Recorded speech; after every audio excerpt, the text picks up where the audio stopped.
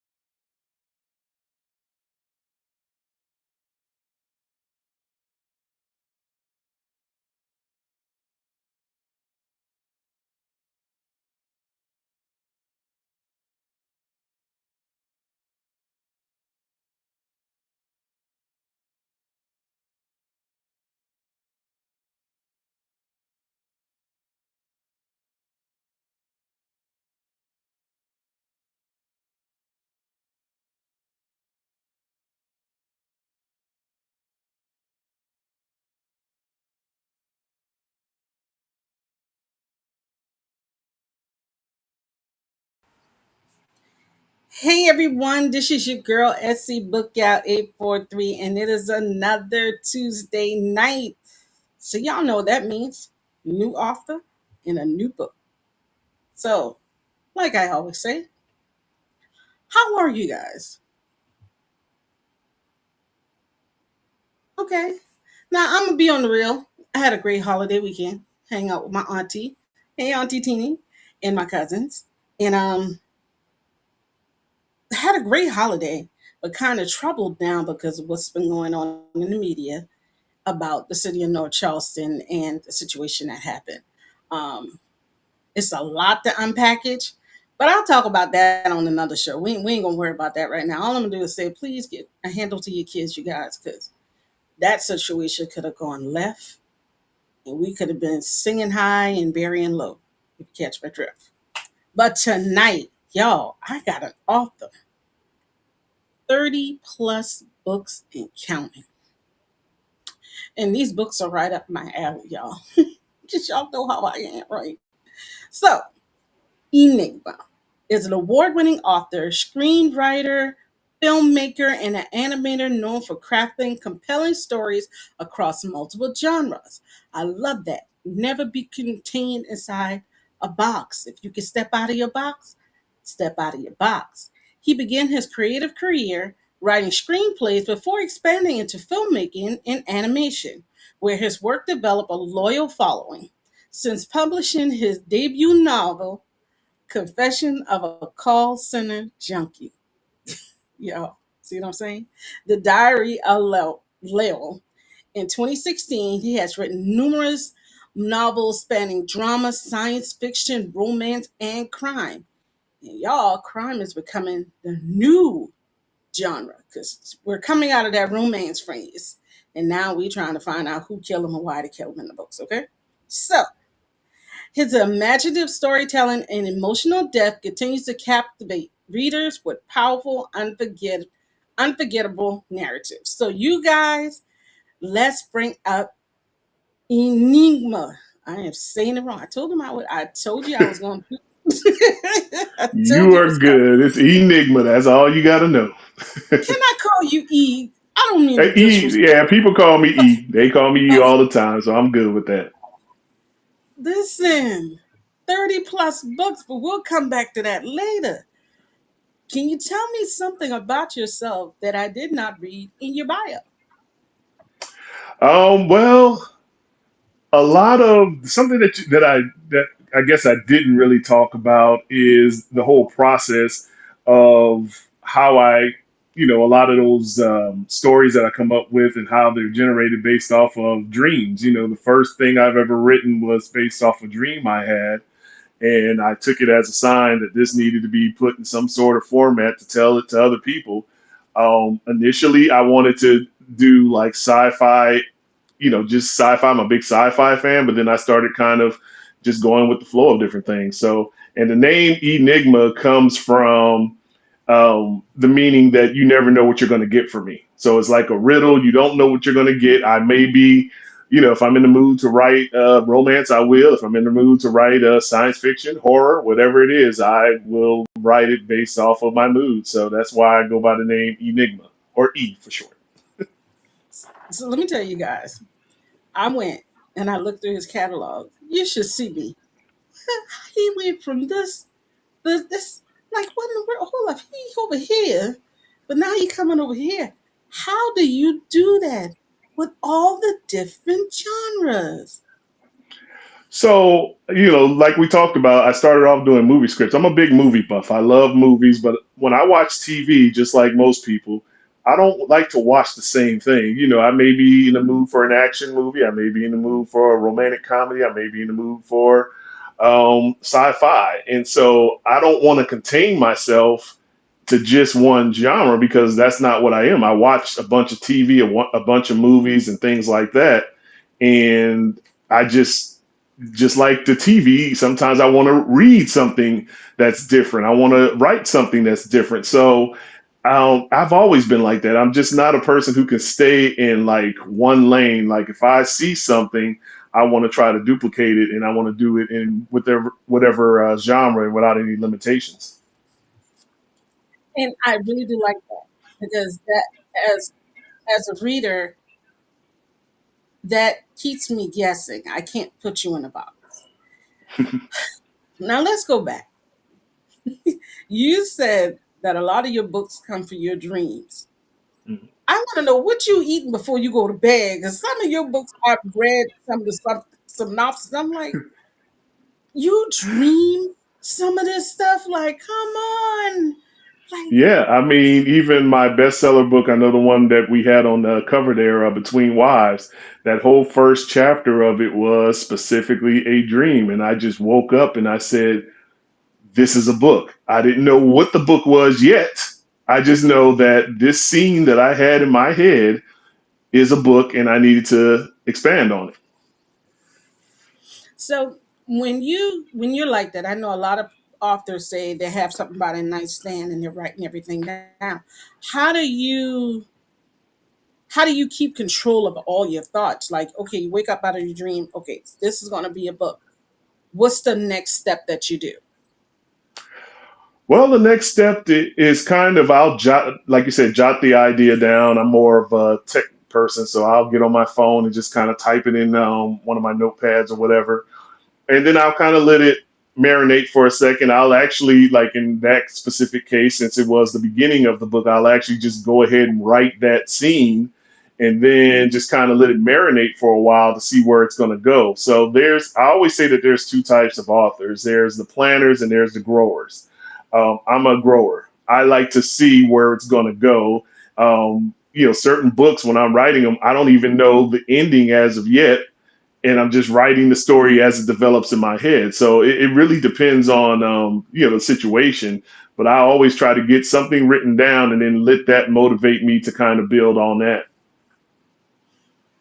That's mad crazy. That's like mad crazy talent when you do it that way.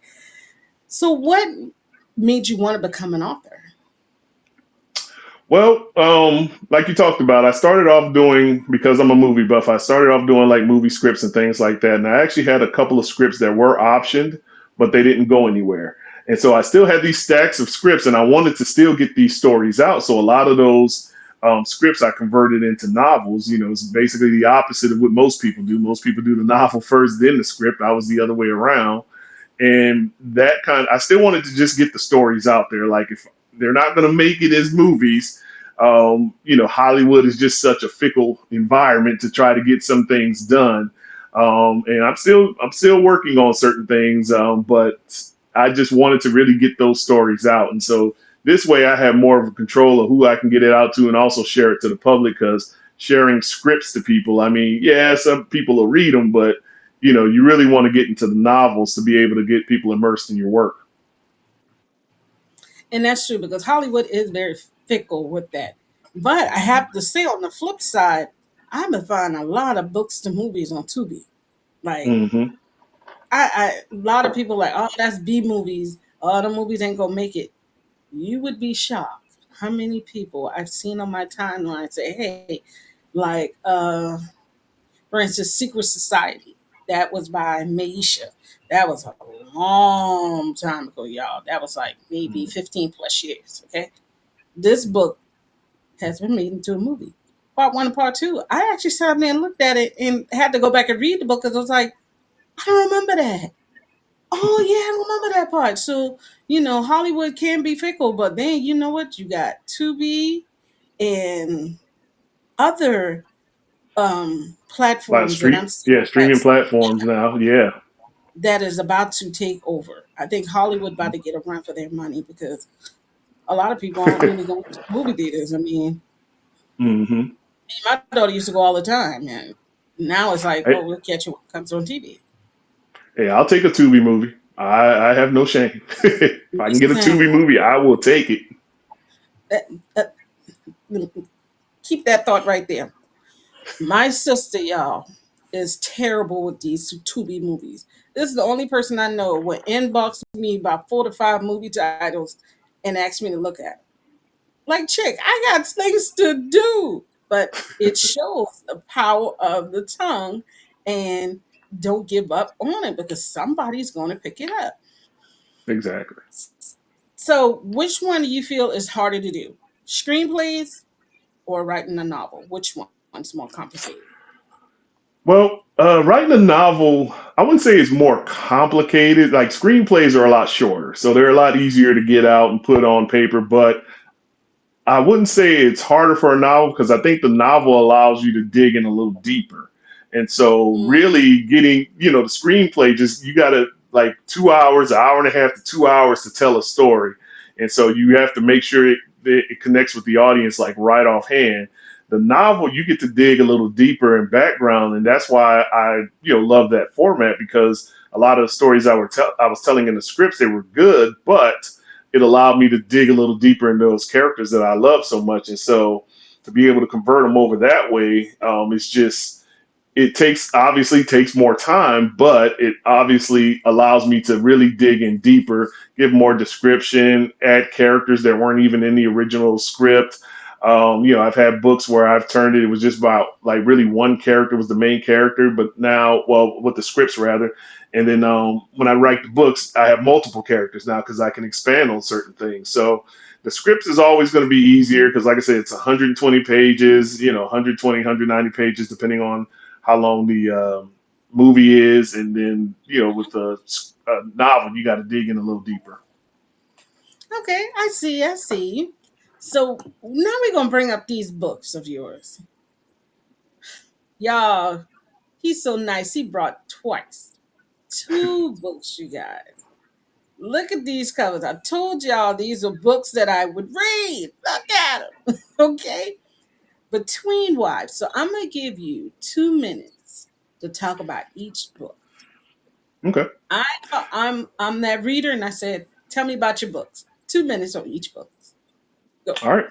All right. So between wives, so this was one that I had a dream on. So the main character, he's a police officer. He's working a case. He raised this drug house. When he goes in there, there's nothing in there. When he leaves, it's 10 years later, his wife and kids don't exist, and he's married to somebody else.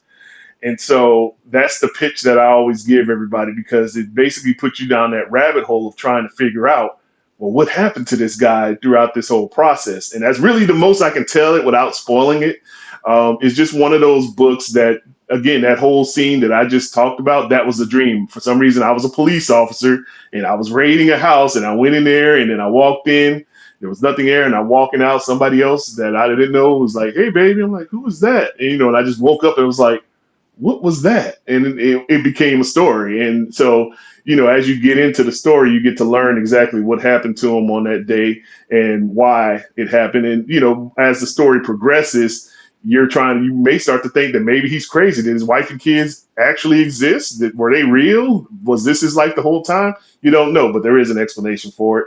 And everybody gets to the end. They're like, what? It's just one of those books. Oh, it, Oh, I was about to say, and then Illustrious Solitude. This one is always my favorite. I don't know why. When I wrote this script, it was more of a character study. And so the main character, think of somebody who's like a pop star like Beyonce. They have the money, the power, and the fame, but they're not happy because of some past trauma in their life. And so what she does with that money, power, and fame is she's very vengeful and uses that to influence anybody who hurts her, anybody who does anything bad to her. So it's really a toxic individual. Nobody tried to fight through that trauma or that toxic lifestyle until she hires this publicist who tries to fight through the trauma and give her the love that she deserves. So the reason why it's always my favorite is because really you have a character who has been so damaged in her past, and she just can't see past it. I mean, she's just mean. Like in the public eye, she's this great star. She knows how to keep it up in the public, but behind closed doors, she is just mean as all outdoors. And so, you really get to get into her psyche and really see the type of things that could really drive somebody crazy. I mean, you have all the money and power and all that, for regular folks, you're like, hey, that's a good life. She has all that and she's miserable. And so you really get to see that trauma that's developed. And I like this character so much that I've actually have these little shorts that I put out there, these little slide shorts where it digs even deeper into her youth. And then also there's even music that was created because she is a pop star that kind of tells the tale as well. So I'm really invested into this character. I don't know why this is my favorite, but it's always been my favorite. see now you kind of went into my question. So my question is, which one is your favorite, Mhm. and why did you choose that one? And Well, which one was the most complicated to write? Because these two different spectrums. I love the fact that you're not an author who always has a female as the main character. Like you're giving the men some playtime too. So, which one was your favorite? Which we already kind of know, and why did you choose it? so the one that was most difficult to answer that first question was definitely Between Wives because I had no idea what I was going to end this book with. And the reason I like it that way is because when I'm writing it, I'm confused, the character's confused, and hopefully the reader is going down like when there's different transitions that happen. They're like, wait, what happened? And it keeps you entertained. It keeps you, in just really looking like, okay, what's going on? What's going on? My wife, she read it and she kept texting me like, "Wait, what happened?" I said, "Just keep reading." And she'll read another couple chapters. She'll text me back, "Wait, really? What's going on?" Just keep reading. It's one of those books, and so that one was probably the hardest to write because even then I was trying to figure out how I wanted to end it, and then when it finally hit me, it was just like, "Oh, this is perfect." And then Illustrious Solitude. The reason it's my favorite, I honestly don't know. I mean, it was just a character I came up with when I was doing my scripts, and it was probably one of my longer scripts. And the reason why is just really, we tend to think that money resolves everything. I know money will fix every last one of my problems. If I had this amount, that amount, whatever. But when you have a lifetime of trauma that really something that you didn't deal with, that you just had a lot of bad luck and a lot of trauma that just drove you. Even all the success in the world is not going to remove that trauma. You're not going to get rid of it just by, oh, it'll solve itself. That's not how things work. Trauma lingers. And unless you actually have somebody there who can fight for that trauma, and she's been locked in for so long, by the time you meet the character, I mean, she's almost in her 40s. I mean, this is like, and this what happened to her actually happened when she was a teenager. And so she hasn't let this go. And but anybody who does anything to her, she lashes out in vengeance. She uses her influence to really mess up people's lives. And nobody tried to fight through that. It just went unweathered until she hires this publicist who sees her for the first time, and he's trying to fight through that trauma to really say you can let it go. You can live a life of happiness. You don't have to hold on to this trauma and let it run you. So I mean, maybe that's part of it, just her journey from what she was and to the point to where she gets to starting to adjust to letting that trauma go. But there's still some things that happen. One thing you'll know about me, the endings of a lot of my books, not all of them, but a lot of my books, they're bittersweet. There's going to be some things that happen that are like, oh my God, it's sad, but it has a sort of a happy ending, but there's a lot of, sacrifice to be made to get there. Man, come on, man. I thought I was going to have the happy ending books. Okay, okay, okay. Bittersweet. Like I said, it's not sad, just bittersweet. So, as the reader, what should I take from the books, or what would you want me to take from the book? It's like I just want you to relax, have fun, and read. I want you to get that life is, eh, life can change. What do you want your readers to get from your books? And this is just any of my books. I just want you to be entertained. We all go through life, and life is hard. Different things that we're dealing with. I just want you to disappear just like I do when I'm writing it. Like no matter what's going on in life, I can disappear into a whole universe that, in this case, I control, and I can, mold it in a way to where some of the stories, and not all the stories, some of the I have comedy books that are just pure comedy, is just to make you laugh. That's all I want you to do. I have a book that deals with domestic violence. Excuse me, and dealing with domestic violence. I want you to see, from the outside looking in, because that was a book that I did a lot of research on, since I wasn't ever raised in that type of environment. So I really wanted to have some questions answered about that so I can portray it. And then with sci-fi, I just want to send you to another world. I want to send you to a universe that doesn't exist in reality. I want you to really just kind of disconnect from whatever's going on and just really, just get into a good book, get into good spirits. And like I said, depending on what you're interested in, I hope I can have something that's close to allow you to disappear for a while. Awesome. So I know you said that your wife would ask you questions about your book. Has your wife ever been mad at one of the characters in your book and come up to you and be like, "So why did you do that?" Has she ever done that? Well, I know we've had conflict on certain characters. It's like certain things. She's like, I don't get this. And I'm like, well, I'm the one who wrote it. So I think I'm the one who knows what they're thinking. Certain things like that. But yeah, I mean, she has characters that she likes. And like there's this one book called The Professionals, and you have two different characters. He's dating one character, but everybody likes the other character that it's like a love triangle that he ends up getting with. And I'm like, do y'all not realize that he was actually dating the other girl, that the other girl that everybody loves is the one who kind of butted in and started the drama? But people don't really understand it. And that book is like a comedy, so it's not necessary Okay. to be taken seriously. But just things like that.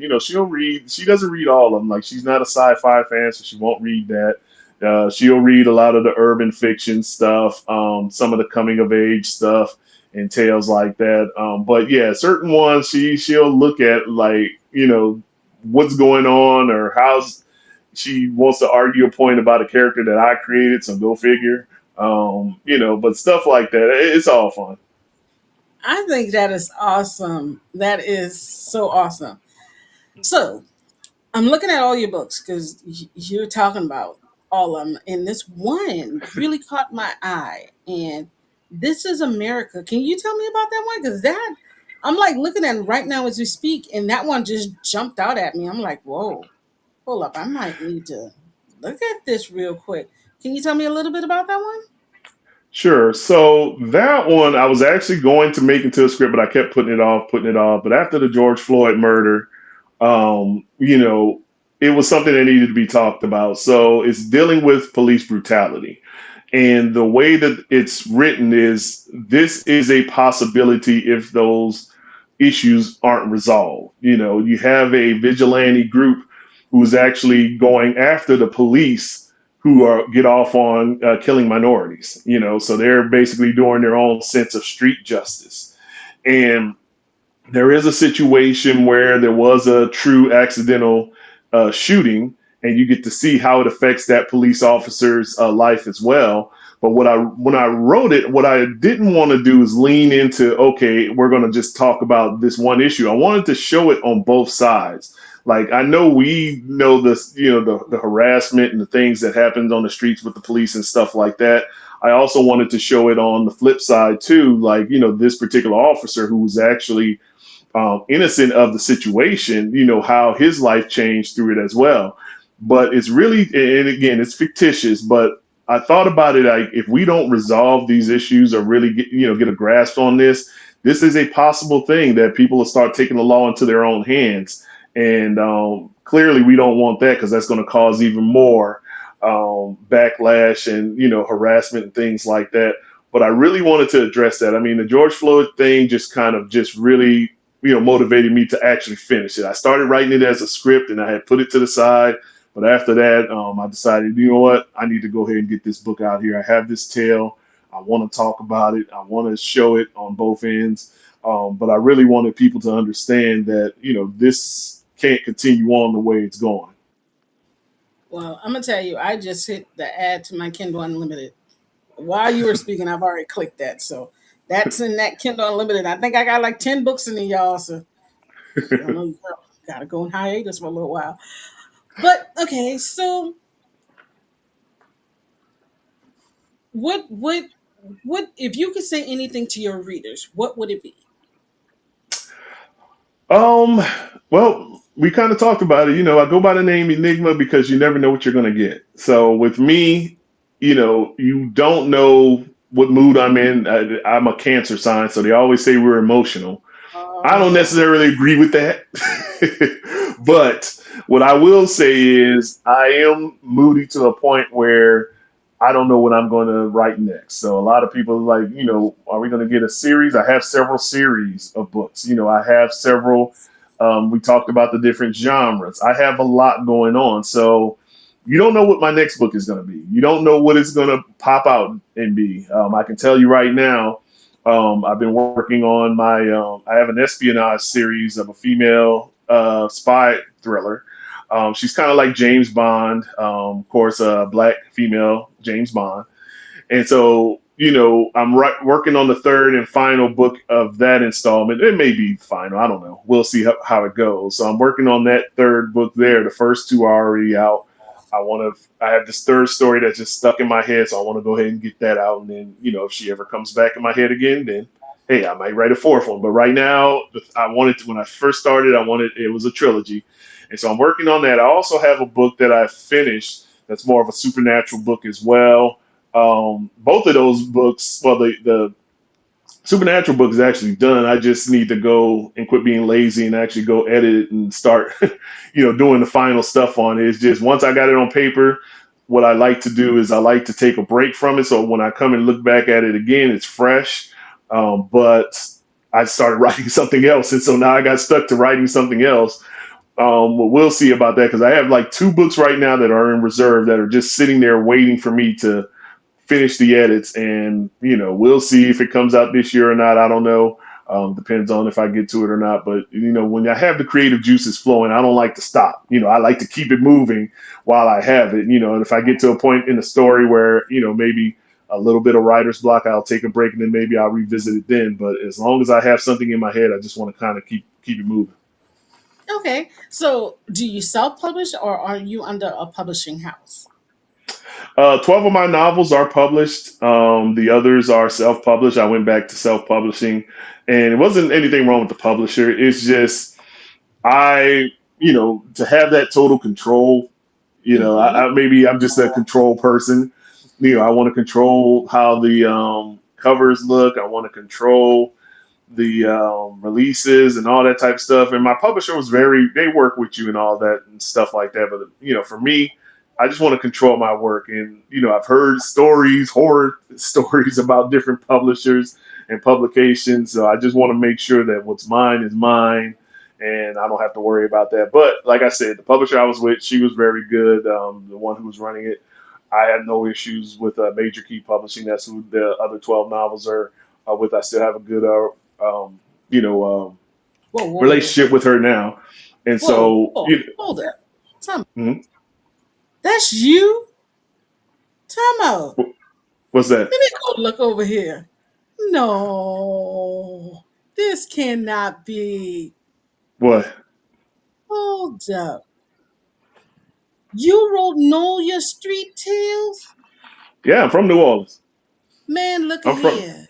I'm from Look New at Orleans. your books are sitting on the shelf of my library. Really? That's what it looking like. No. I won't tell you the name that the way I was saying your name is. Oh my God, this is crazy.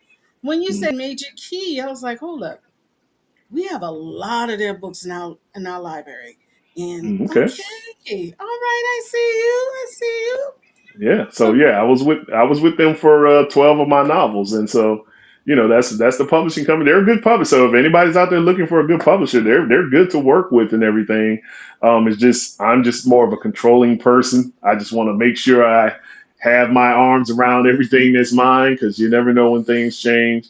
But yeah, they're a great publishing company for anybody who's looking. okay, okay. So remember, before we came on, we were gonna have those fun questions. Hmm. All right, here they are. Here they are. Are you ready?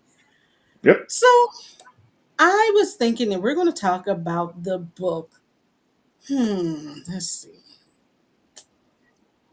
I am thinking The Luxurious Solitude. Hmm. All right, so we talk about Serena. Okay, Hmm. is Serena could be any R&B and artist. Okay, and when I say R&B, I'm talking about the '90s. That's when Okay. R&B was R&B. If she Okay. could be any '90s R&B artist, who would she be and why? Well, it's funny you say that because when I first did, I used to make like little mock posters of my scripts back in the days, like they were actual movie posters. And her representative was Monica. She was Monica. Oh, And Monica, and I guess the reason, I don't know if there was a particular reason. I know there was just a great photo of Monica that just fit the whole Serena vibe. But Monica was also the first concert that I went to when I was down in New Orleans. So she was my first actual live concert that I went to. It was something, it wasn't even a real concert thing. It was some sort of like Olympic thing or something. And she just happened to be the performer there. And yeah, it will be Monica. She was the one that was actually on my mock cover when I first envisioned the character. So yeah, that's funny you said okay. that. So Serena is Monica. Now we Hmm. got James. And let's say that he is one of the, we're going to step away from music. Let's say he is one of the '90s movie heartthrobs. Who would he be and why? 90s movie heartthrob. Ugh, that's a good one. Because in my head I was thinking about somebody else, but he's not in the 90s. Um, if I had to pick 90s heartthrob, I don't want to say like a maybe like a Wesley Snipes maybe. I want to say Okay. maybe I could go with like a Wesley Snipes because I could see him playing the that role. Something like he was a professional person, like in Jungle Fever, how he was. That type of vibe. So yeah, I could see Wesley Snipes being that James character. See, I think my years are a little bit off because mine was 2000s because I was Oh, okay. actually thinking Omar Epps, but I was Yeah. too. I was a little bit. I would when I was reading your synopsis and I was thinking about it and hearing you talk about it. I was really thinking about an Omar Epps type guy. Well, what I was thinking about when you said earlier, I was thinking about Idris Elba. That's who I was in my head. I was like, Idris Ooh. Elba would be a perfect James for that role. Okay, so why would you have chosen him? Just his stature. I mean, he just has the look of the who I have the character in my head. He just has that I could see him playing the role. My favorite show of all time is The Wires. That's why I was introduced to him in the first place. But I think he has that stature that'll work well. Like say if he's working with Monica in that situation, which he would be around the age of the character right now, to be honest with you. But yeah, he just has that. He just has that presence. I think that he would be able to put up with a lot of the stuff that he goes through in order to try to battle through her trauma. He just has he has the acting chops. He's a great actor. I like him, pretty much anything he's in. Okay, so we have Monica and we have Idris Elba. Now you know every good movie has to have a theme song. What would be the theme song for this book? Well, I would choose one of my theme songs, one of the songs I Okay. created for it. Yeah. So the song I created for this is called well, it's like I put together like an album that you can kind of see her evolution. Love Gave Her Wings was the first song. It's actually that song is actually in the book. The lyrics are actually in the book. So I took those lyrics and actually made it into a song. But Love Gave Her Wings would be the theme song of the book, because it really, you listen to the song, it talks about the struggle and what she had to do to kind of get through there. And when I created that whole album, this little mock album for her, the first songs you'll hear, like you'll hear the viral song, then you'll hear the painful song, and then you'll hear some ratchetness because that's what she did growing up. And as the album continues, her stuff starts to be a little more mature, and she starts then towards the end you start to hear about love and actual, heartache for certain things that went on in her past. You start to hear the real version of her. There's not the whole manufactured person that you hear in the first few songs that are just, just like I said, ratchet, just viral, just crazy stuff. You actually start to get to the heart and soul of her. So, I know that's not a song nobody's heard, but that is the song that is the theme of the book. Every time I see it, it's a song that I still listen to on my own. All right. So, and then you have to have a co a co-chair, that person that's going to help you out. If you can co-author this book or have another um, big heavyweight to help you with this screenplay, any actor, author, musician, who would it be and why? Well, I will say one of my favorite, and I'm going to go with director, is Mhm. Spike Lee. Spike Lee, he's one of my favorite. Well, I have two. I have Spike Lee, who's done a lot for the community. He's great with his movies. He'd be the main one. And then one off that people are going to be like, huh? Because they're like totally different people. Is Quentin Tarantino. And the reason I like Quentin Tarantino is because of the dialogue.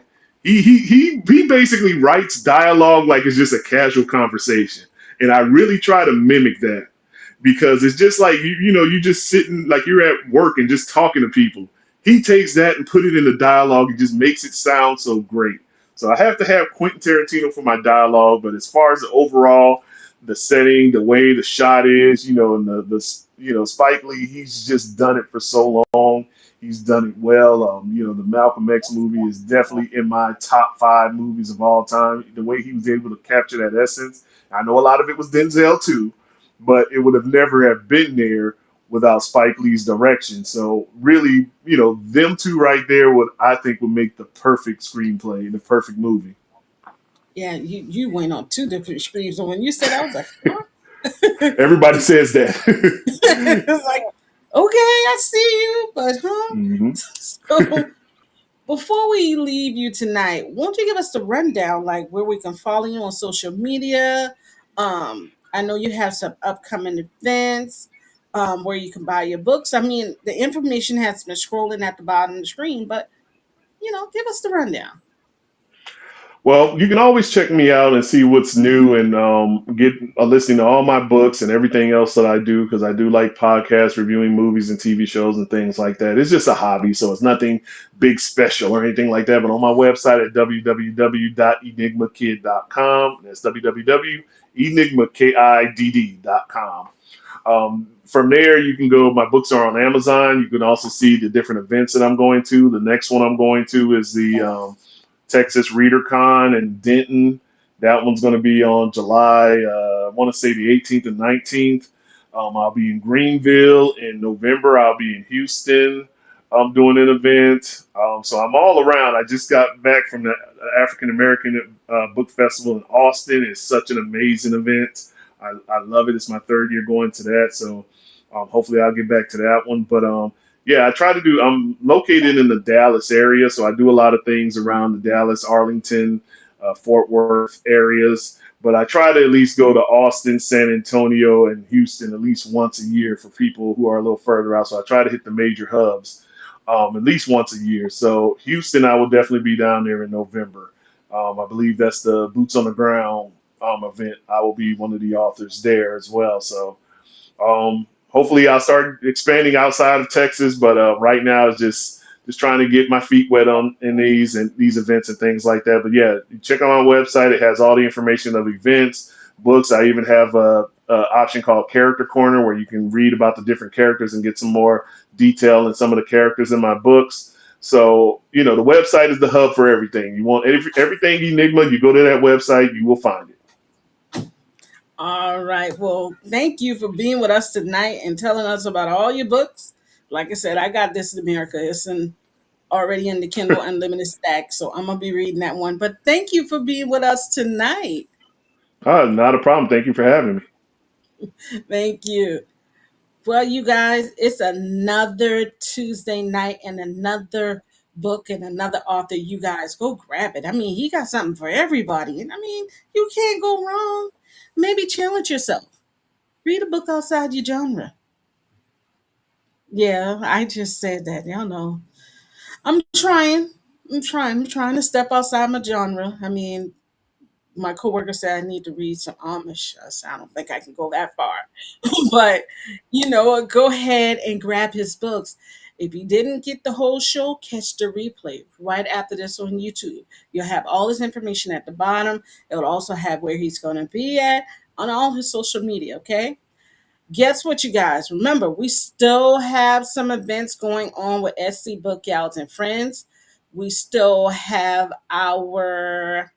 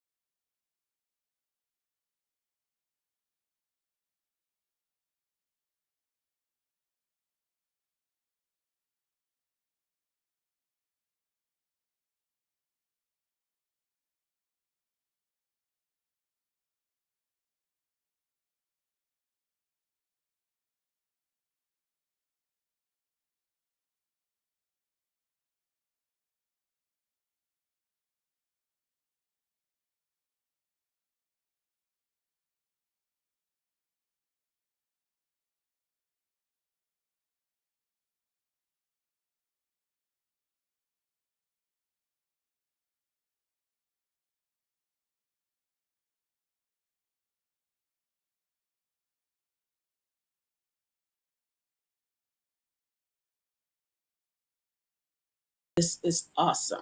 Remember, go grab his books. Enigma. Because you never know what you're going to get from him. I remember that part. Another Tuesday night in the book. Remember, there's no such thing as an old book because not everybody has read every book. I'll see you guys next week, Tuesday, with a new book and a new author. This one is for the mothers and the sons.